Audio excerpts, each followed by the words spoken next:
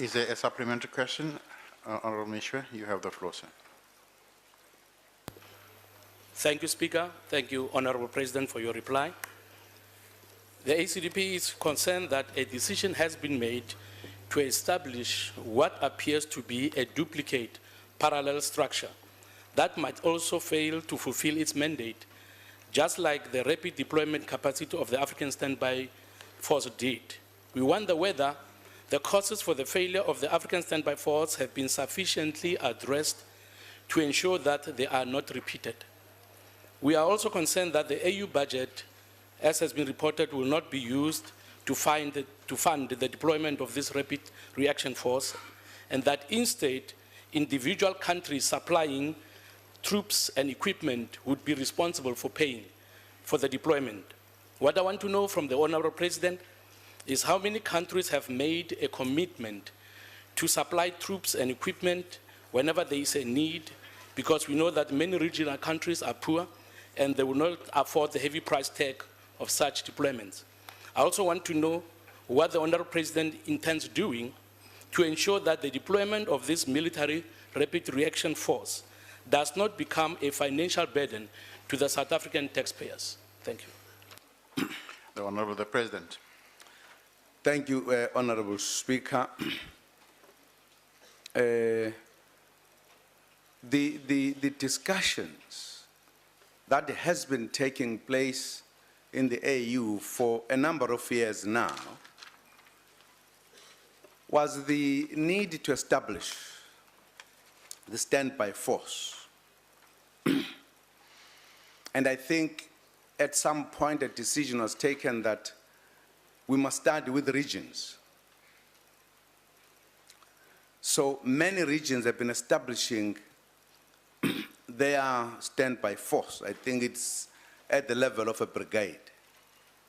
Even SADC has been working on that. Now, this is a follow-up to the need, as you know, that Africa has these challenges. We need to have a standby force. But I'm saying for a number of years now. Now, the reality is that problems have been occurring in the continent, which needed military intervention. Whilst this debate was going on, whilst there was an establishment of these, for an example, regional standby force as a process that will, in a sense, develop to a particular level.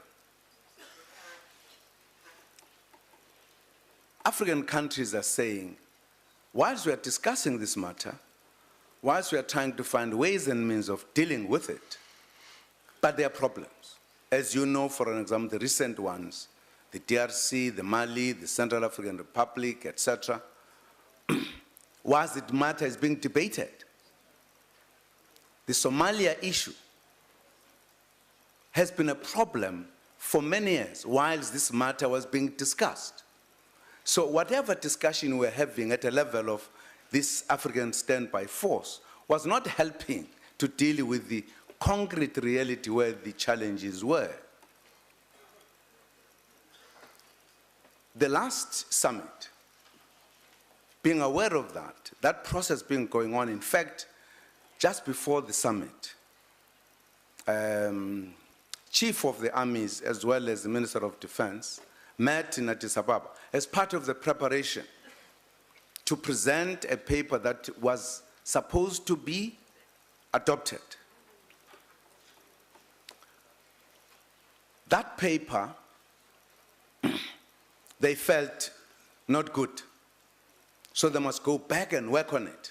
And this is about a few weeks before the summit, which meant the summit was not going to be able to address this issue to take a decision. Now, the problem is, what do you do in the meantime? Because problems are there. In fact, as we arrived in Addis Ababa, in addition to Mali, Niger was attacked. Its most important and sensitive installation. And we are still discussing the matter. We're not taking a decision as a reality. I'm leaving aside the other things of why these countries are being destabilized, the manner in which they have been. So the question that confronted the African Union was, what do we do?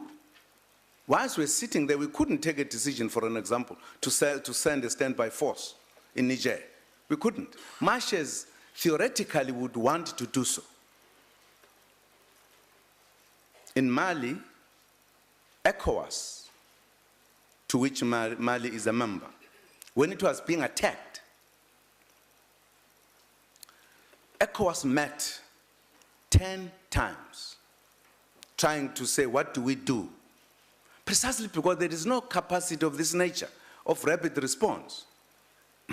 They were not able to do anything. In 10 meetings, they couldn't produce a single soldier to go there and deal with the situation. That's a reality. Until the former colonial country, France, came in to save the government. Question that African leaders were asking themselves, until when shall we be standing and looking when Africa is being destabilized?